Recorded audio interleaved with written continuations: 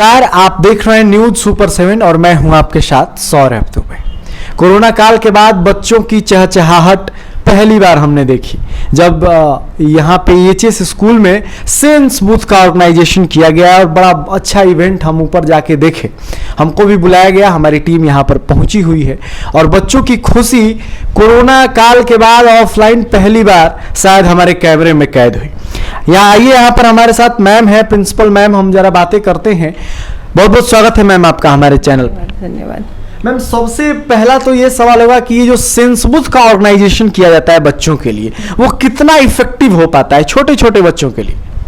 देखिए, ये छोटे बच्चों के लिए ही बेसिकली ये इवेंट है, क्योंकि आपने भी सुना होगा कि जैसे auditory learner, visual learner, kinesthetic learner, अलग अलग लर्नर्स होते हैं और हम भी जो हम सुनते हैं या जो हम देखते हैं वो हमें 10 से 20% याद रहता है, लेकिन जो चीज़ें हम देखने और सुनने के बाद कर लेते हैं प्रैक्टिकल वे में, वो हमें लाइफ लॉन्ग याद रहता है। तो ये बच्चों को life long hand on experiences जो हैं ये उनको प्रोवाइड कराने के लिए हम लोग सेंस बूथ ऑर्गेनाइज करते हैं। जैसे हम लोग इंटीग्रेटेड करिकुलम फॉलो करते हैं, तो हर महीने हमारी थीम होती है। तो इस महीने की थीम है my body parts and amazing senses. तो इसीलिए आज ये कल्मिनेटिंग इवेंट है, मतलब ये पूरे महीने जो हमने पढ़ाया उसका आज एकदम लास्ट डे है। तो आज इसीलिए ये स्कूल में 5 रूम को 5 सेंसेस में कन्वर्ट किया गया है। Sense room, taste room, touch room, sight room और साउंड रूम। तो ये 5 रूम में बच्चे जा रहे हैं और उस सेंस ऑर्गन से रिलेटेड अलग अलग एक्टिविटीज को करके सीख रहे हैं। जैसे स्मेल ही है तो स्मेल डिफरेंट कैसा होता है, टेस्ट कैसा होता है, texture rough, smooth, hard, soft, बहुत सारी चीजें। वो टेक्टाइल बुक आपने देखा होगा जो बच्चों को हम लोग दे रहे हैं, और हर रूम में उनको एक टेक अवे भी मिल रहा है ताकि उनको कनेक्ट कर पाए कि हमने क्या देखा, क्या सीखा। इसलिए तो ये कराने के पीछे यही रीजन है कि छोटे छोटे बच्चे ना सुन के भूल जाते हैं, तो अगर वो खुद से ये कर लेंगे आज, वो भी इतने बड़े पैमाने पे, तो आजीवन उनको सेंस ऑर्गन से रिलेटेड कोई भी कंफ्यूजन नहीं होगा। तो जिन चीजों में सेंस ऑर्गन्स रिलेट हो जाते हैं उनमें याद रखने की क्षमता थोड़ा सा अधिक हो जाती है, बच्चे रिलेट कर पाते हैं। तो बड़ा ही अच्छा आयोजन यहाँ पे किया गया। मैम, एक मेरा ये सवाल होगा कि अभी तो हम लोगों ने ऑफलाइन बच्चों को बुलाकर इतने पैमाने पे और इस इवेंट का आयोजन करा दिया। दिक्कत तो तब थी जब कोरोना काल चल रहा था और बच्चे घर पे थे और बड़े बड़े बच्चों के साथ था कि चलिए ऑनलाइन क्लासेस हो गए, लेकिन यहाँ पे जो बच्चे, हम लोग इतने छोटे छोटे बच्चे हमने देखा, तो उनको किस तरह से हैंडल किए आप लोग और कितना चैलेंजिंग रहा ये चीज? चैलेंजिंग तो बहुत था सबके लिए। सबसे ज़्यादा तो एजुकेशन लाइन ही सफ़र किया है इसमें। तो ये ग्रेड 1 से ग्रेड 6 के बच्चों को ज़्यादा प्रॉब्लम नहीं हुई, क्योंकि उनको मालूम था कि बुक है, कॉपी है, पढ़ना है, लिखना है।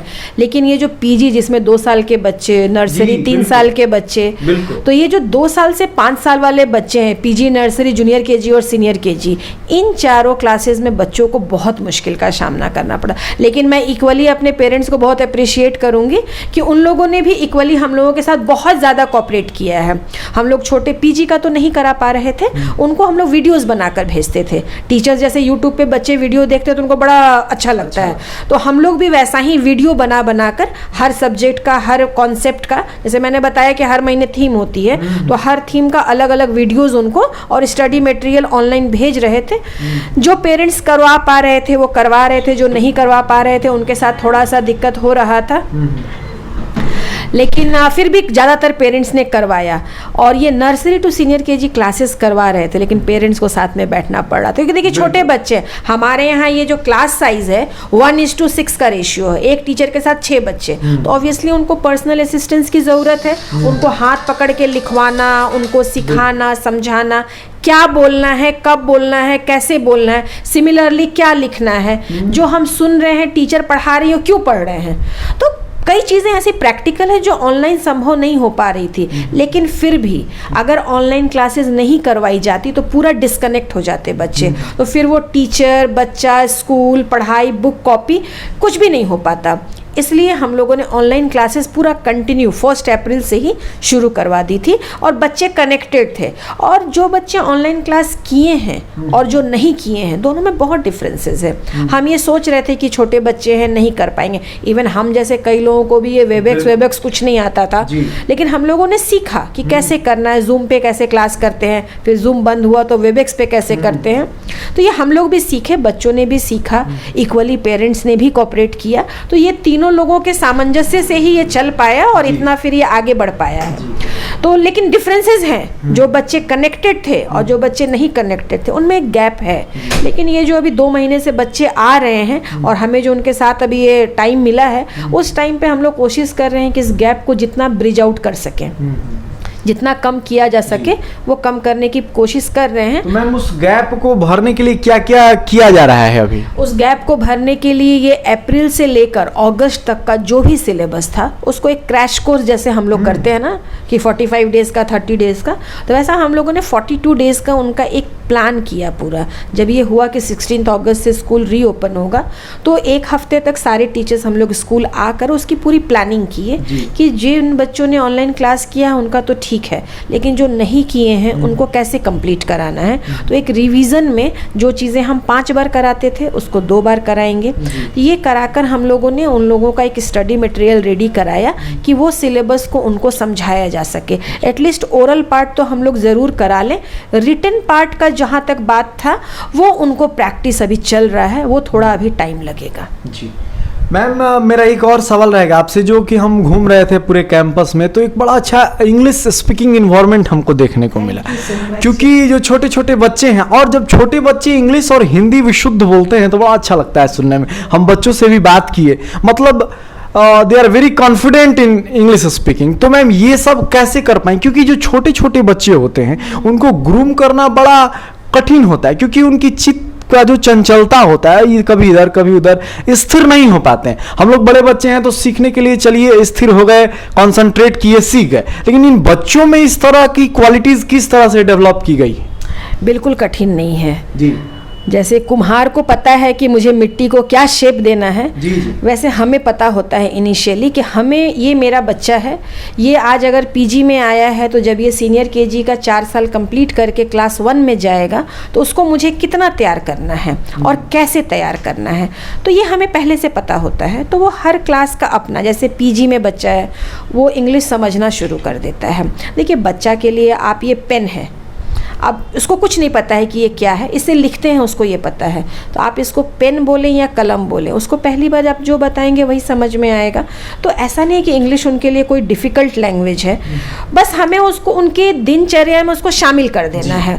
तो ये स्टेप बाय स्टेप हम लोग करते हैं, जैसे single line conversation, multiple step instructions, तो ये धीरे धीरे बच्चा सीखता है। इसको हम लोग वर्टिकल प्रोग्रेशन कहते हैं, ब्लूम्स टैक्सोनॉमी। तो सिंपल से शुरू करके कॉम्प्लेक्स तक लेकर जाते हैं। तो बच्चा फिर, अभी जैसे हमारे यहाँ क्लास 1-2 के बाद जो बच्चे हैं, मीन्स क्लास 3 से हम लोग उनको क्वेश्चन आंसर नहीं लिखवाते हैं, बच्चा अपना आंसर खुद फ्रेम करता है। सबके आंसर्स डिफरेंट होते हैं, करेक्ट होते हैं, अपने लैंग्वेज में लिखते हैं बच्चे, तो वहाँ तक तैयार करके लेकिन भेजना पड़ता है कि ग्रामेटिकली सही कैसे लिख पाएंगे बच्चे। तो मैम एक और यहाँ पे सवाल मेरे मन में उत्पन्न हो रही थी, क्योंकि बच्चों में हमने देखा कि इंग्लिश का थोड़ा सा क्रेज अधिक था, तो ऐसे में कहीं इंग्लिश होते होते उनके लिए हिंदी कहीं डिफिकल्ट तो नहीं हो जाएगी ना? बिल्कुल डिफिकल्ट नहीं होगी। हम जब उन्हें इंग्लिश पढ़ा रहे हैं तो उसका प्रोनाउंसिएशन जो है उसको हिंदी से कनेक्ट करके रखते हैं। जैसे ये क्लास 1 में बच्चे हैं या जो सीनियर केजी में जब हिंदी में मात्रा ककाहारा पढ़ते हैं 12 खड़ी, बाकायदा उनको 12 खड़ी पढ़ाई जाती है और उसका प्रोनाउंसिएशन कैसे इंग्लिश में होगा, क्योंकि देखिए हिंदी में बहुत अच्छा है, हमारी मातृभाषा की ब्यूटी है, जो लिखते हैं वही बोलते हैं। इंग्लिश जैसा कोई एक्सेप्शन नहीं है कि ये बोलेंगे तो यहाँ साइलेंट है, यहाँ ये प्रोनाउंसिएशन है, ये नहीं है। तो ये सिखाने के लिए और इसको कंफर्टेबल बनाने के लिए उनको अपने मातृभाषा से जोड़कर रखना उतना ही ज़रूरी है। हमारे यहाँ बच्चे अगर इंग्लिश का प्रेयर थैंक यू गॉड अगर करते हैं तो मॉर्निंग में गायत्री मंत्र के साथ भी शुरुआत करते हैं। तो उनको इक्वली दोनों चीज़ों को, देखिए जैसे 2 पहिया है, बैलेंस बना रहता है, वैसे इंग्लिश और हिंदी का बैलेंस भी बना के चलना है। तो बिल्कुल उनके लिए कठिन नहीं है। ये ज़रूर है कि हिंदी में, हिंदी और संस्कृत को छोड़कर बाकी सारे सब्जेक्ट्स वो लोग इंग्लिश में पढ़ते हैं, उनकी प्रैक्टिस थोड़ा ज़्यादा है। तो वो चूँकि एक फॉरेन लैंग्वेज है तो हमें प्रैक्टिस ज़्यादा चाहिए भी। हिंदी हमारी मातृभाषा, हम घर पे हिंदी में बातचीत करते हैं, तो शुद्ध हिंदी बोलने पर भी उतनी ही जोर दी जाती है जितनी शुद्ध इंग्लिश बोलने के लिए दी जाती है, और दोनों को कंपेयर करके साथ में चलाते हैं हम लोग। मैम क्योंकि पैरेलल चलना बहुत जरूरी है, क्योंकि बच्चे जब हैं सिर्फ इंग्लिश चले जाएंगे। अभी हमारे कितने मित्र भी हैं इतना इंग्लिश जानते हैं कि वो उनको हिंदी में लिखना हो तो वो नहीं लिख पाते हैं। तो ये जो संकट है हम देख पा रहे थे, हमको लगा कि कहीं ऐसा तो नहीं है, इसलिए मैम से सोचे कि पूछ लें कि कहीं ये दिक्कतें तो नहीं आएंगी बच्चों को। तो मैम बहुत बहुत धन्यवाद, आप हमारे साथ जुड़ी। आपका भी बहुत बहुत धन्यवाद। ऐसे आते रहिए, ऐसे इवेंट्स हमारे यहाँ अक्सर होते रहते हैं, मतलब 1 महीने में 8-10 इवेंट होते हैं, ऐसे बड़े इवेंट 2-3 महीने में एक बार जरूर होता है। तो आप बच्चों को हम आपको दिखाएंगे कि कितना अच्छा ये इवेंट का ऑर्गेनाइजेशन किया गया है। तो मैं आपको बता दूं कि जो छोटे छोटे बच्चे होते हैं उनको पढ़ा पाना, घूम कर पाना बड़ा ही मुश्किल टास्क होता है, और बड़े अच्छे तरीके से यहाँ पे किया जा रहा है। हम ऊपर गए थे, घूमे और बड़ा इत्मीनान से, तसल्ली से घूमे, बच्चों से भी मिले, बातें भी किए। बच्चों के पास संस्कार से लेकर के डिसिप्लिन तक है। तो अब हम मिलते हैं आपको अगले एपिसोड में कहीं किसी और जगह से। तब तक के लिए आप हमें पूरी टीम को दीजिए इजाजत। धन्यवाद।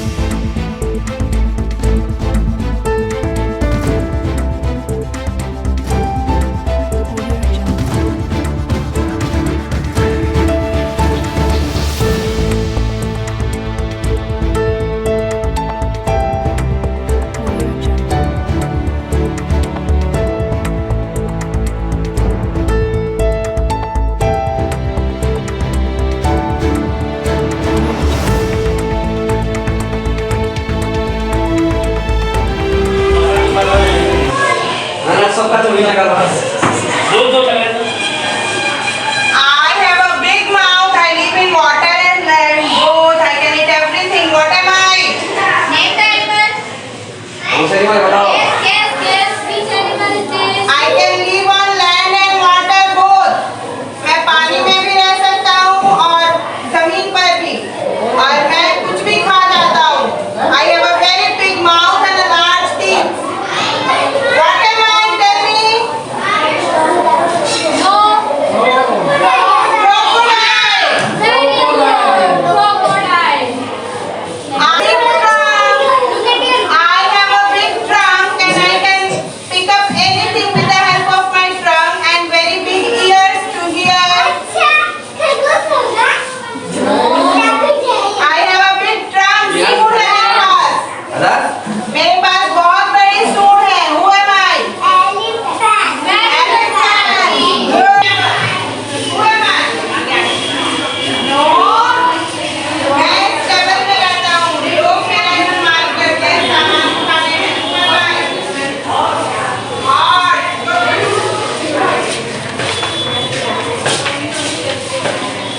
I am very strong, but I can make 4 food anything now.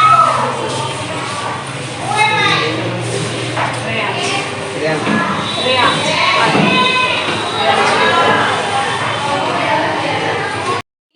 Bone china, glass and the plastic. All have a different sounds, okay? Water level is also different, sizes are also different. Like this. Sizes, sound is coming, see how different. Very good. Come here the bone china, this is bone china, okay?